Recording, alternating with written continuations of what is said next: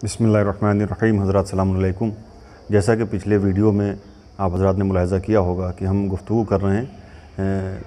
लेन then के मामलात, क़र्ज़, तिजारत वग़ैरह इस तरह के जितने भी मामलात होते हैं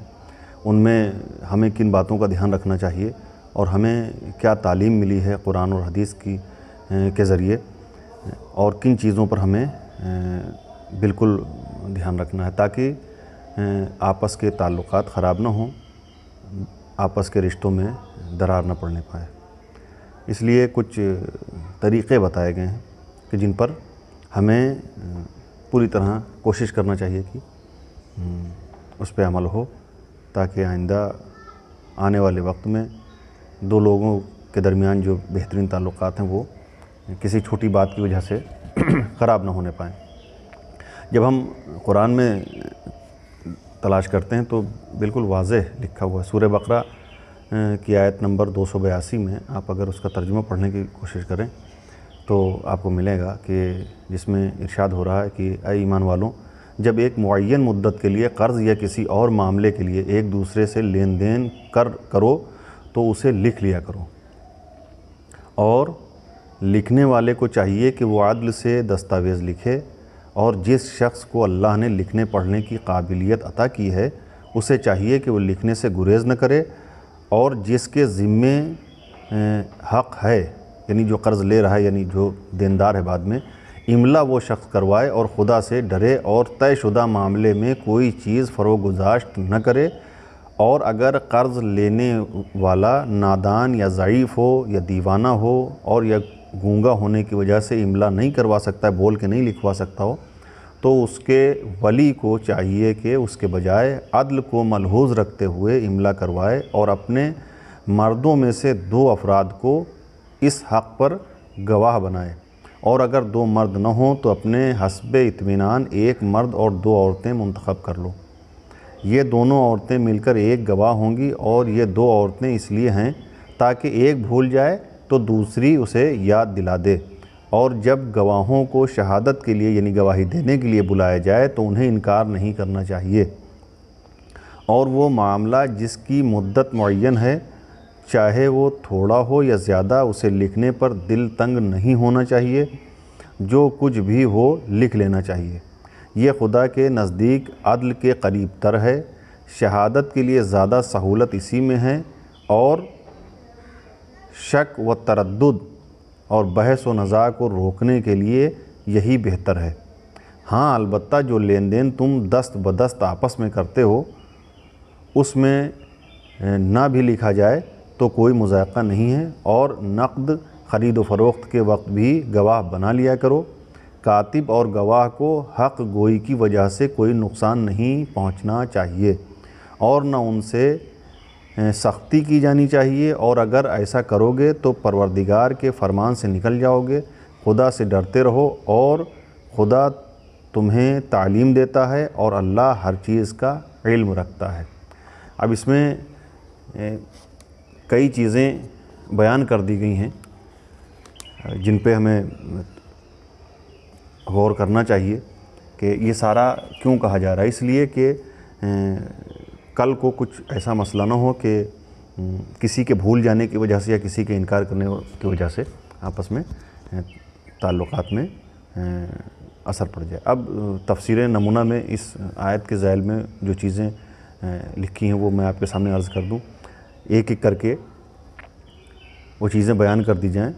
ताकि समझने के लिए आसान हो जाए। कि अच्छा, उसमें ये भी कह दिया गया कि अगर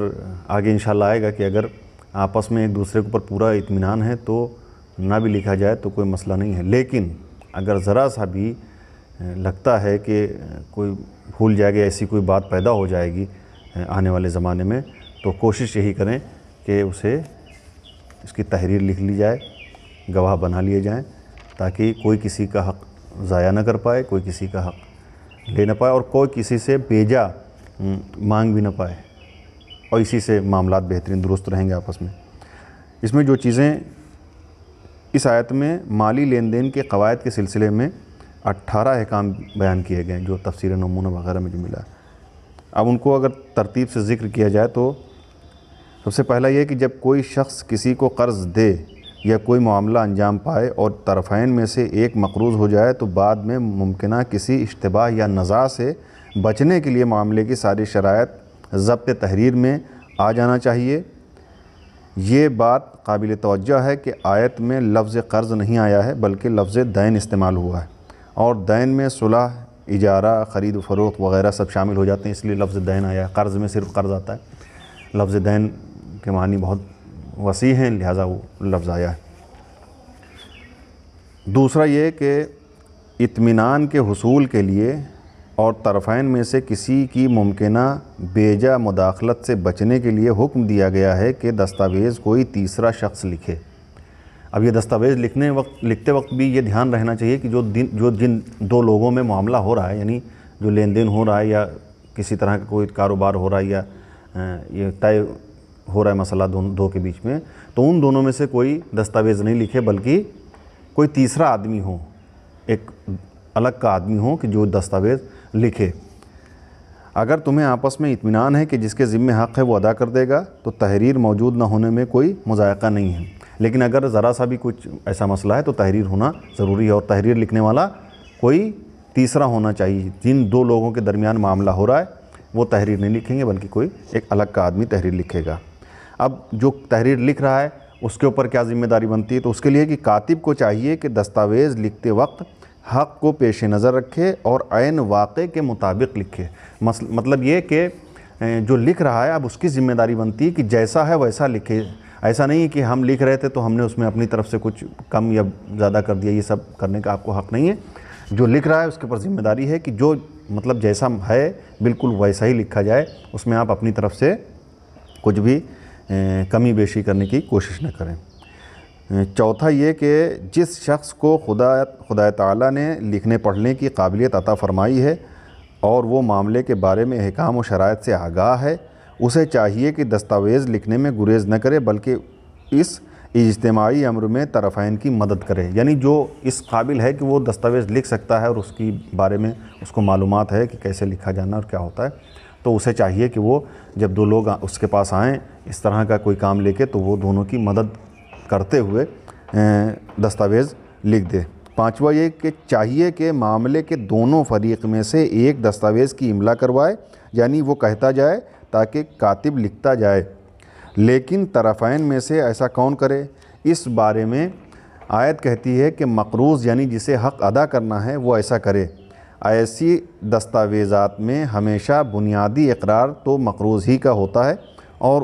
اسی کے دستخط بنیادی حیثیت رکھتے ہیں، اس لیے جو متن اس کے اعتراف اور املا کروانے سے تیار ہوگا وہ ایک ایسی بنیاد بن جائے گا جس کا انکار نہیں ہو سکتا ہے۔ اب یہ کہ جو دستاویز لکھی جا رہی ہے مثلا تو وہ کون لکھوائے گا؟ جو قرض دے رہا ہے یعنی جو پیسہ دے رہا ہے وہ کرائے گا، یا جو بعد میں جس کو ادا کرنا ہے پیسہ یا جو چیزیں ادا کرنی ہیں وہ لکھوائے گا؟ تو اس کے لیے کہا گیا ہے کہ جو بعد میں جسے ادا کرنا یعنی جس کے اوپر حق ہے کہ وہ بعد میں آنے والے زمانے میں 15 دن 1 مہینہ یا جو بھی مدت طے ہوئی اس میں جسے ادا کرنا ہے، تو یہ اس کا حق ہے کہ وہ لکھائے کہ ایسا ایسا لکھو کہ مثلا میں نے اتنا لیا ہے اور اس تاریخ کو دوں گا وغیرہ وغیرہ۔ اب ایسا کیوں کیا گیا؟ اس کے لیے سیدھی بات ہے کہ جو آدمی خود اقرار کرے گا کہ ہم نے اتنا لیا، ہم ان کو اتنا دیں گے، اس کی دستخط بھی ہوگی تو اس کی اہمیت ہوگی، ورنہ ہم اگر خود سے لکھ لیں کہ فلاں شخص نے اتنا پیسہ ہم سے لیا تھا اور وہ دے گا، ہم اپنی دستخط کر دیں تو وہ کہیں بھی لے جائیں گے تو وہ مانا نہیں جائے گا، اس کی کوئی اہمیت نہیں کہ آپ کسی کے نام سے کبھی بھی کچھ لکھ سکتے ہیں۔ لیکن جب خود ایک آدمی اقرار کرے گا کہ ہم اس شخص کو اتنا چیز یا اتنا پیسہ ہمیں دینا ہے اور اس کی دستخط بھی ہو، گواہ کی دستخط بھی ہو، تو اس کی اہمیت ہوگی۔ لہٰذا جو عبارت لکھی جائے گی وہ دینے والے کی طرف سے نہیں بلکہ لینے والے کی طرف سے لکھی جائے گی، کہ وہ لکھائے گا کہ میں نے اتنا لیا ہے یا یہ چیز لی ہے، اسے اس طرح ادا، اس میں گواہ بھی ہو جائیں گے۔ اس کا فائدہ یہ ہوگا کہ آنے والے وقت میں ایک دوسرے کے تعلقات نہیں خراب ہوں گے، ایک دوسرے پہ کوئی الزام نہیں لگا پائے گا، اور اسلام یہی چاہتا ہے کہ آپ اپنے معاملات کو بگڑنے سے بچائیں، جتنی کوشش ہو سکے کوشش کریں کہ جب دو لوگوں کے بیچ میں اگر کوئی اختلاف یا کوئی معاملہ ایسا ہے تو وہ صرف اسی میں نہیں، اور بھی اگر سوچیے اور بھی اگر غور کیجئے کہ دوسرے کسی طرح کے معاملات میں اگر کچھ بگاڑ پیدا ہو گیا تو جلدی سے جلدی اسے حل کر لینا چاہیے۔ دل میں بات رکھنے سے کا کوئی مطلب نہیں ہے۔ اس سے اگر یہ باتیں دلوں میں رہ جائیں گی تو اس سے نقصان آپ کا اپنا، ہمارا اپنا خود کا ہوگا، دوسری یہ کہ معاشرے کا بھی نقصان ہے۔ لہٰذا تعلقات ہموار رہیں، ایک دوسرے کے ساتھ رہیں اور ایک دوسرے کے مددگار رہیں، اس کی ساتھی رہیں، ساتھ کھڑے رہیں ہر سکھ دکھ میں۔ یہی اسلام چاہتا ہے، یہی ہماری ذمہ داری بھی ہے، اس لیے یہ ساری چیزیں بیان کی جا رہی ہیں۔ آج کے لیے اتنا ہی، کیونکہ ابھی اور بھی ایک طویل گفتگو ہے، وہ انشاءاللہ اگلے ویڈیو میں باقی چیزیں انشاءاللہ عرض کرنے کی کوشش کروں گا۔ آج کے لیے اتنا ہی۔ السلام علیکم، خدا حافظ۔